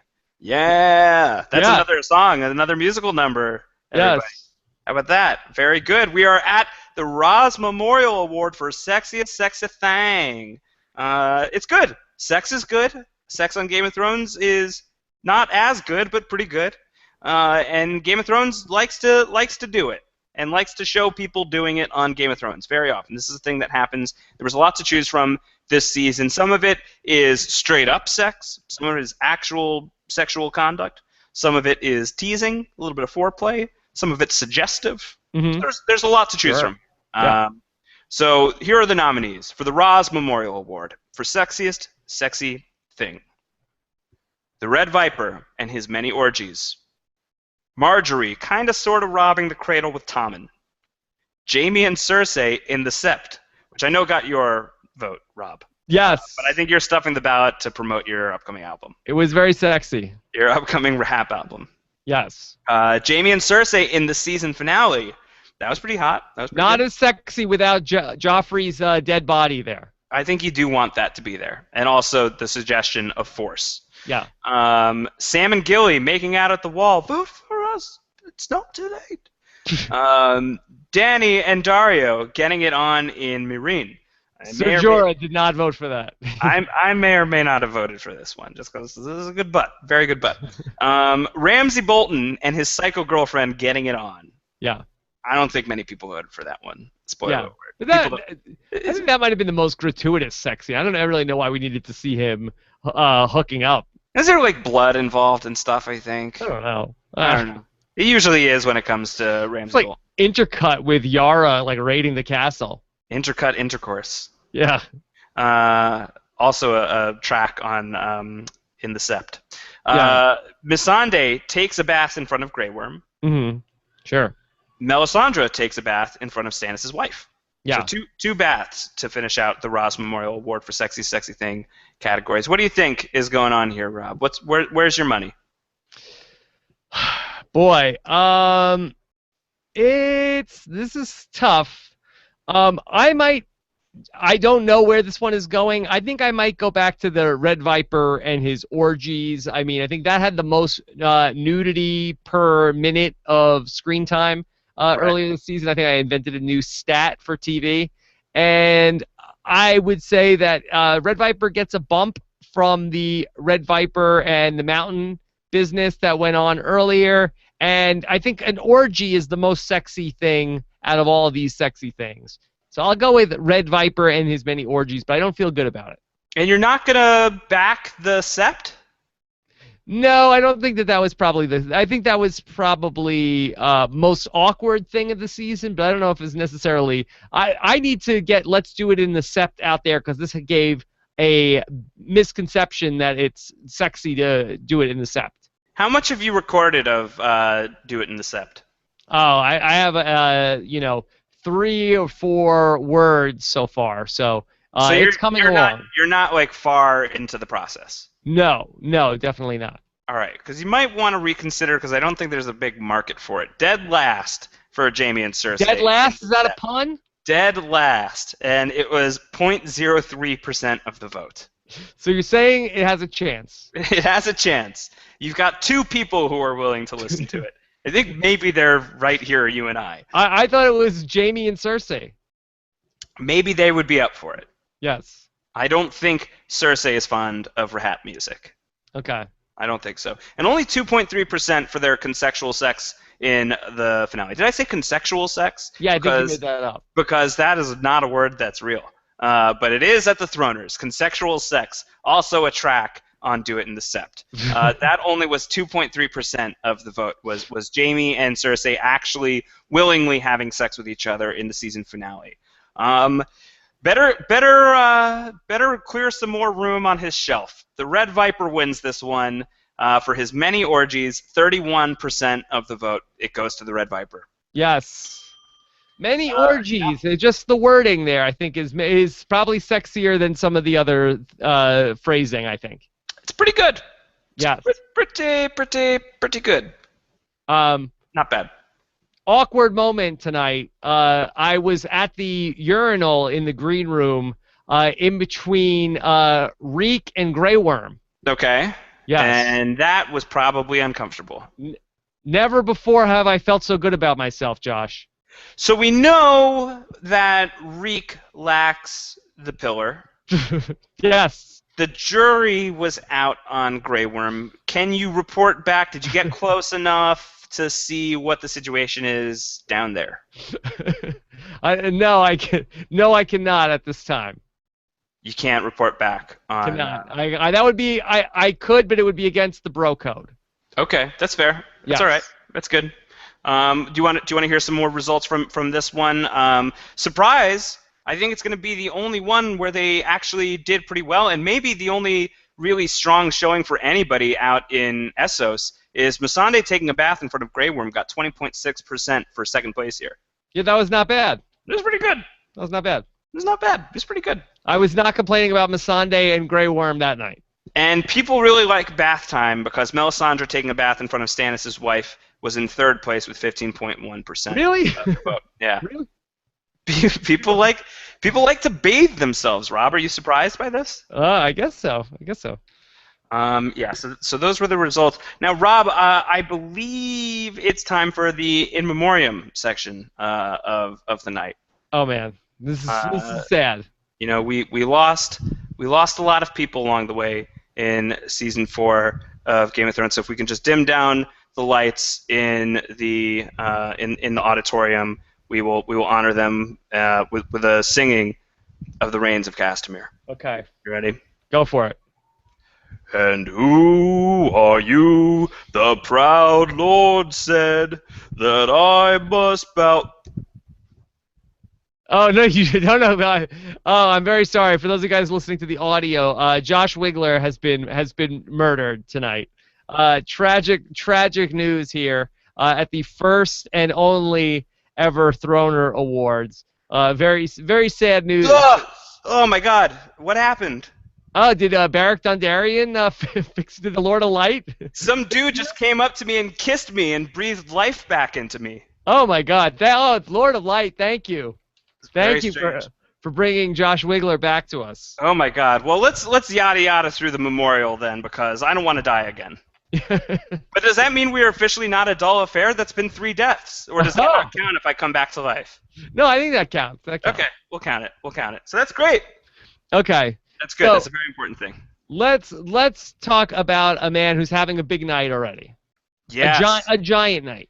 A giant night. My Giant of Lannister. We actually have a award dedicated specifically for Tyrion. He's so awesome that he gets his own category. That's how great the Dink is. Very great Dink in season 4. Wouldn't you agree? Great Dink. Great Dink. Really, really solid Dink. So he gets his own award. He gets the Imp Award for Best Tyrion Lannister Moment. So no matter what, Tyrion is winning this category. The question is, which Tyrion Lannister moment is the best? And these are the nominees. Tyrion defies Joffrey at his own wedding from The Lion and the Rose. Tyrion says goodbye to Bronn in the first of his name. Tyrion demands trial by combat in the laws of gods and men. Tyrion recruits the Red Viper as his champion In Mockingbird, Tyrion tells his story about beetle-stomping Orson Lannister in The Mountain and the Viper. Thump, thump, thump. Tyrion watches the Red Viper versus the Mountain in The Mountain and the Viper. And finally, Tyrion escapes and goes on a murder rampage in The Children. Well, I think this is a two-horse race. I think it's got to be between Tyrion on trial, demanding the trial by combat, and Tyrion escapes and goes on the murder rampage. I think murder rampage tends to win in any sort of poll you're conducting. I think murder rampage is always the right answer.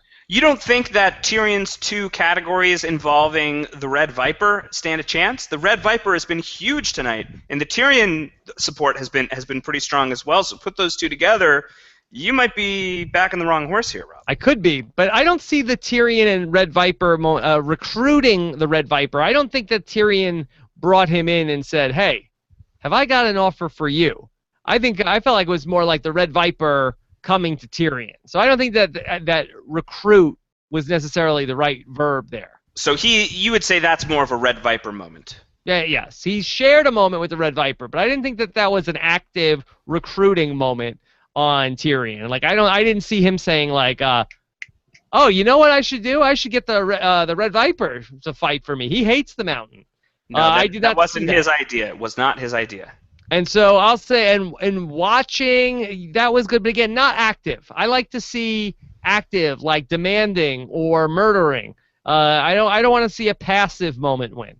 So I will say that the Red Viper part of the equation did not come into play here. In fact, the last place finisher in this category is the Red Viper's death and Tyrion watching it. So despite the fact that the Red Viper's death was cleaning house earlier tonight, it is in dead last in this category. Yes. 1.3% of the vote. Passive. We need Dink in motion. And not a strong showing for the Red Viper declaring himself as Tyrion's champion. That's a 4.1% of the vote. Yeah. You're right. It's down to two. It's a murder rampage or it's demanding trial by combat. Yes.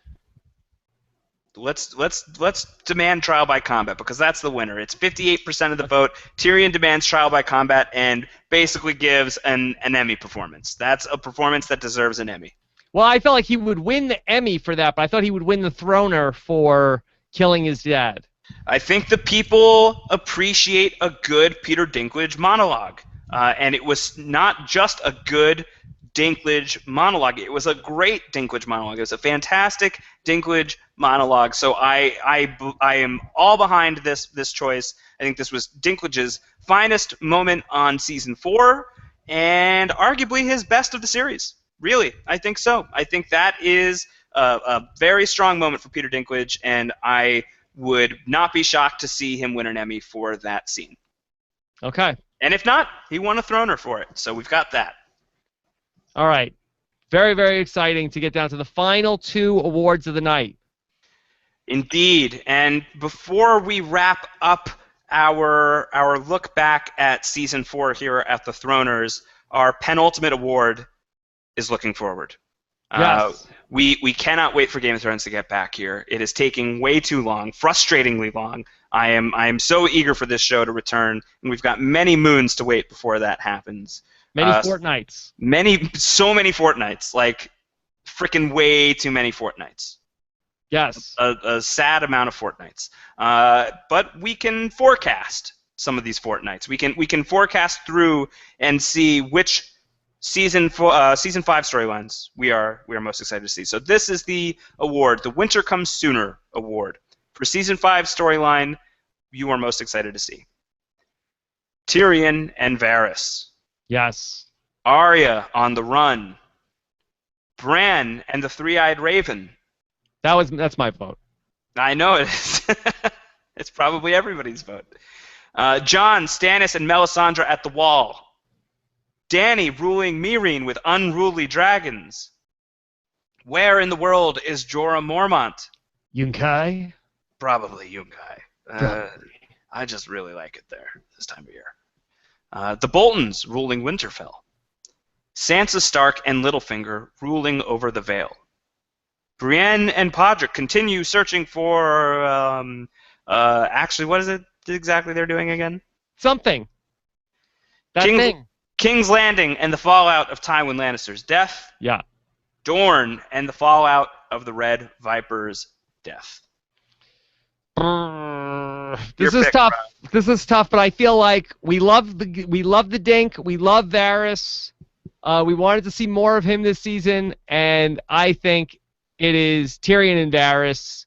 They are the new Arya and the Hound, and they are the buddy cops that we want to see. Tyrion and Varys. Close but no cigar. No! 21.2% of the vote for Tyrion and Varys in second place. So what is it? Bran and the Three-Eyed Raven? In a landslide. It is not that. Oh no. It is not that. That is not a storyline that people really care Brienne and Podrick? 0.7% of the vote for Brienne and Podrick, which is not the worst. Yeah. The worst is Dany with 0.6%. It was a down year for Dany. Down year for Daenerys. It was really, really not great. And as if getting exiled from the Dany storyline would boost his stock, didn't work out so well for Jorah Mormont. 1.8% of the vote of people care about where in the world is Jorah Mormont. I guess they already know. They know where he is. Yeah. Yunkai. Astapor. It is not the Red Viper. Red Viper's not going to take this one. It's not going to be the fallout of the Red Viper. People are not eager to meet the Red Viper's family. Right. People are not as eager to find out about the Boltons in Winterfell. That's 0.8% of the vote. So I don't think it's a big surprise there. It is with 21.9% of the vote. It's Arya on the run. Arya on the run. People are stoked about Arya Stark. Okay. So that's great. That's 2 awards for Arya tonight. Pretty good. Not bad.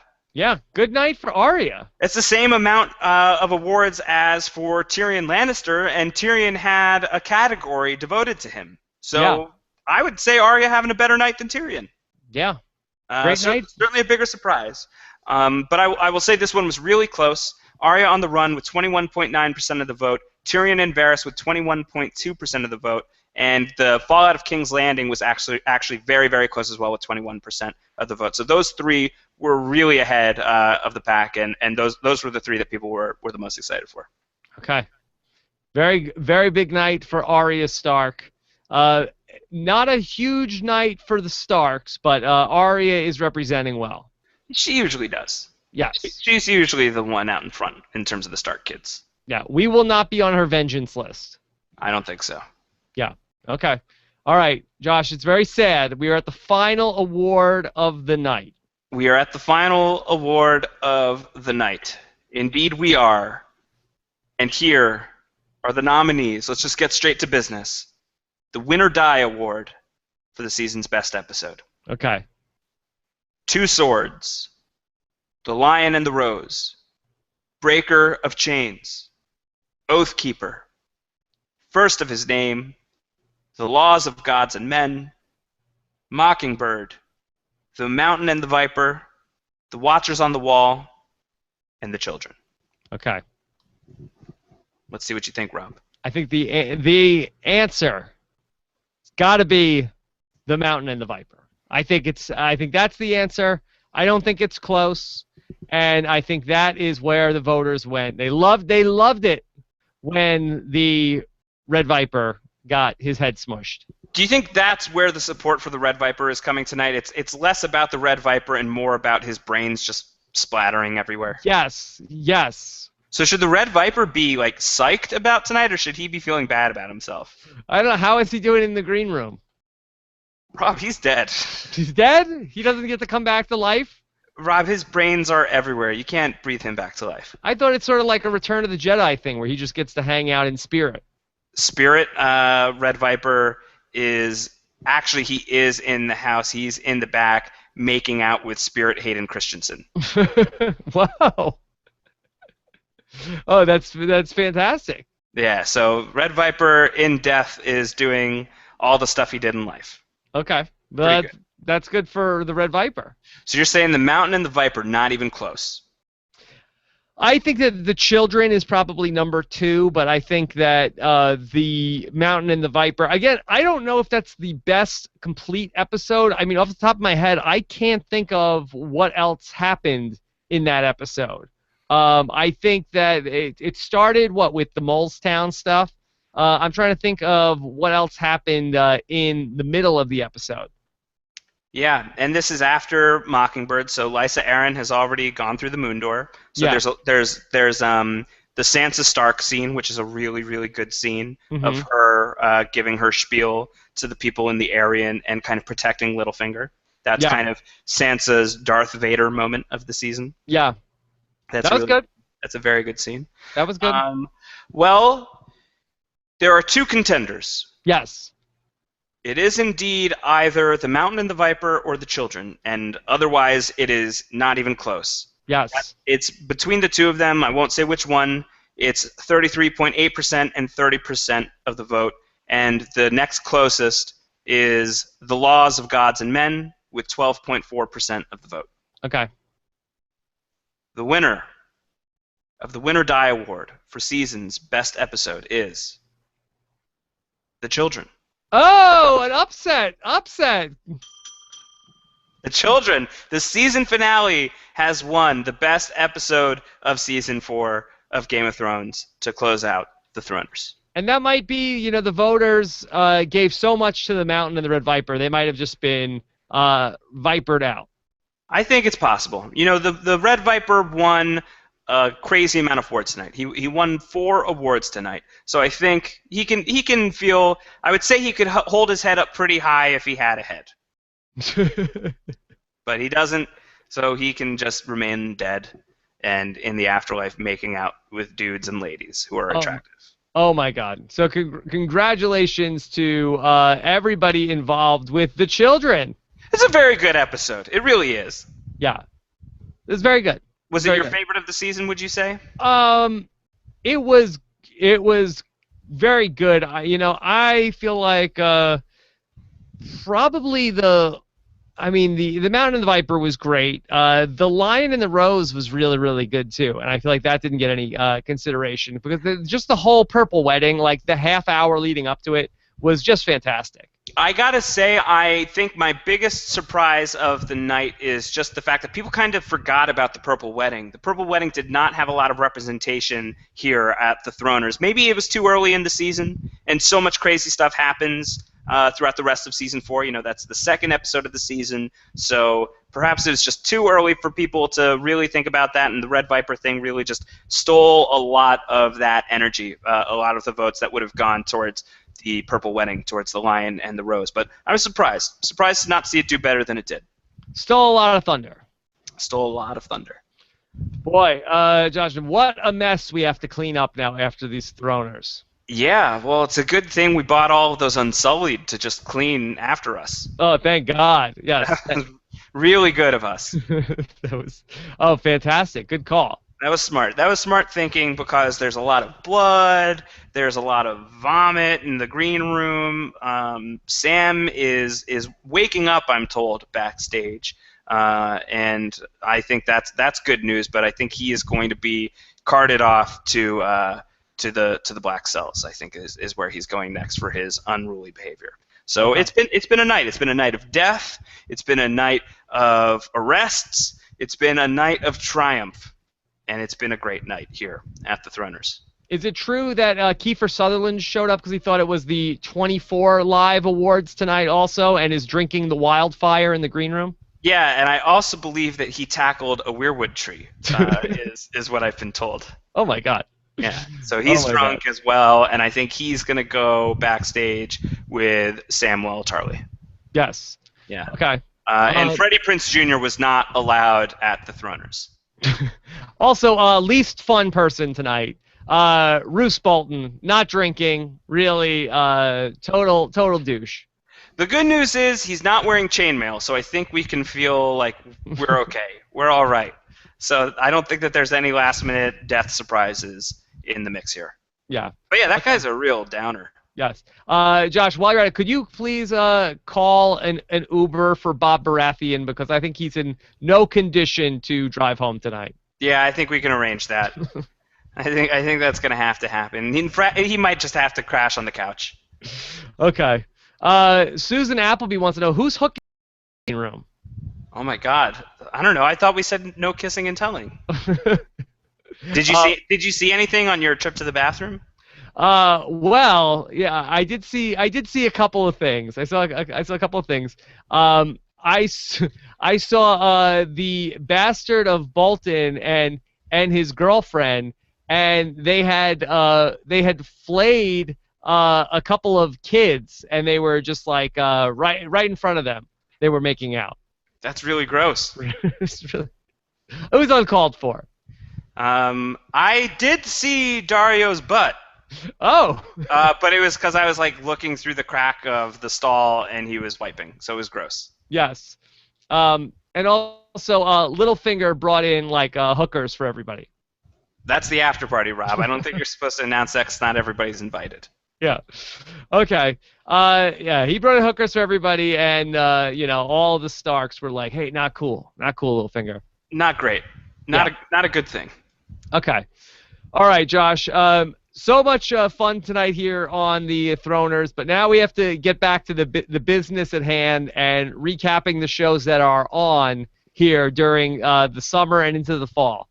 There's so much still to do. There's no Game of Thrones right now, but we're staying active. Yeah. What are you working on?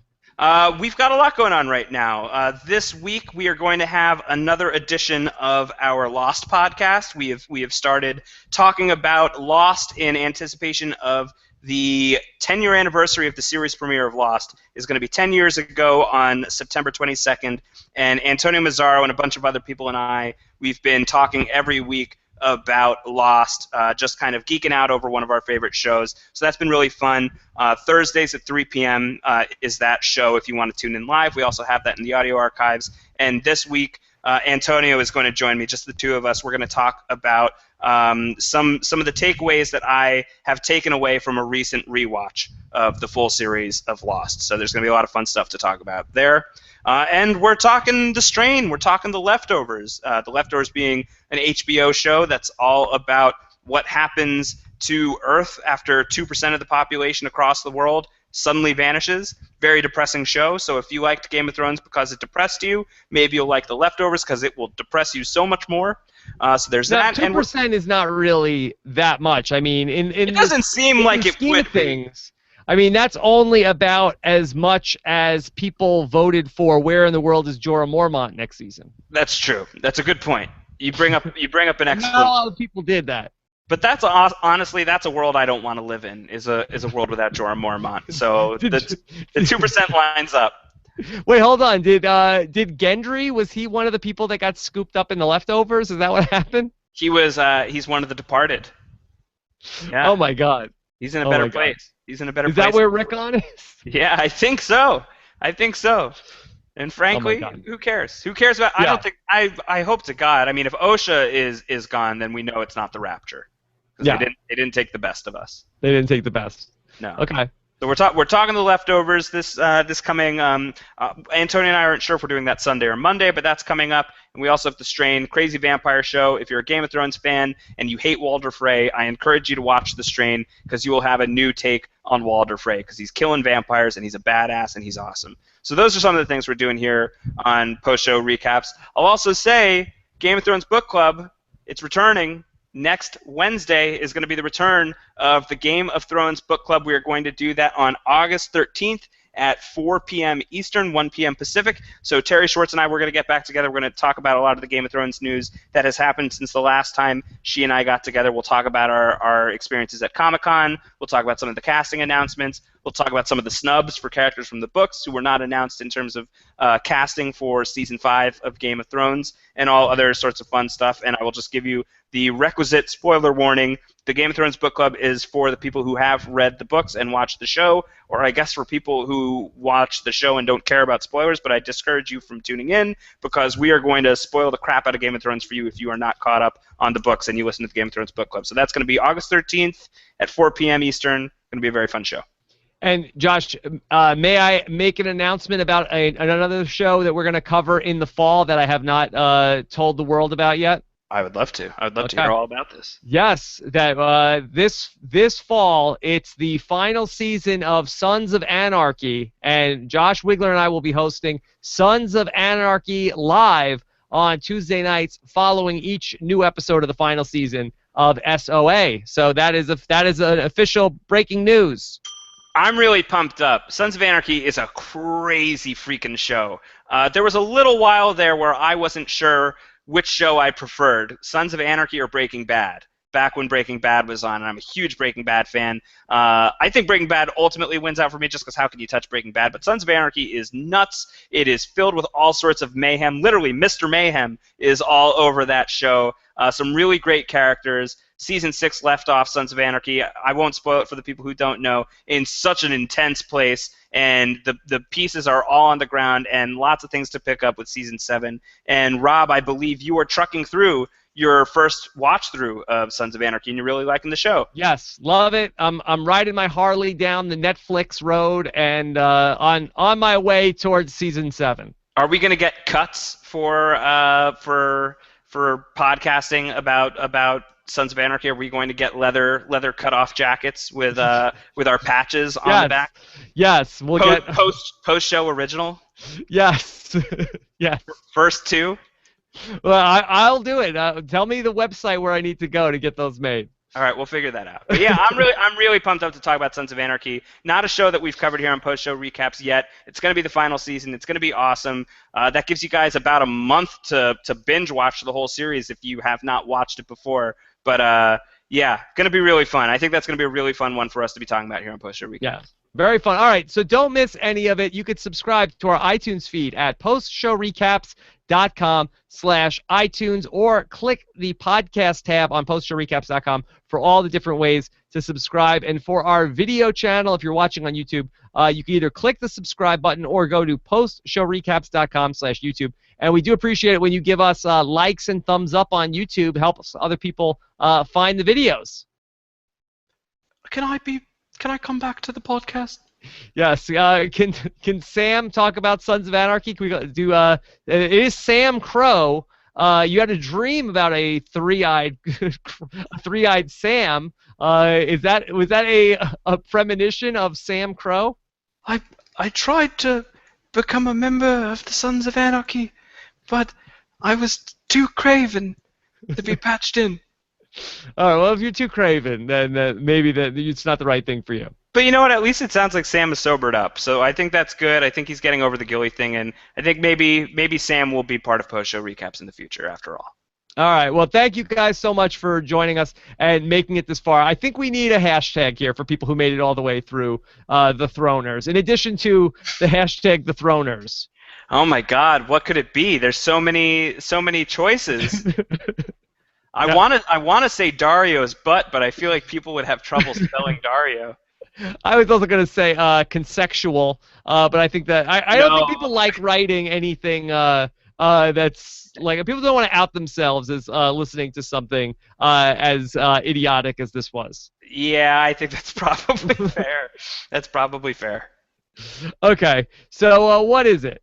I don't know. I think Chat room, you're in on this conversation too. I think it's good enough if you just want to go hashtag the Throners. We want to know if you guys listen to that, and that's not such an embarrassing hashtag for you guys to tweet out. So let us know if you made it all the way through the Throners with hashtag the Throners. Okay, all right. Or if you want an elite one, Rob, you still got time to throw one out. Is there a short one you could tack on with the Throners? Hashtag Sam Crow. Sam Crow, okay. That's SAMCROW. CROW, okay, yes, that's different. Different than, put that W on there. You'll get Sons of Anarchy tweets. Yes. All right. Thanks so much, everybody. Have a great night, and we'll talk to you again soon. And thanks again, Josh Wigler. Outstanding job on, being the, much like Littlefinger, the brain behind all of this. The Billy Crystal of the Throners. Fantastic. All right. Have a great night, everybody. We'll talk to you again soon.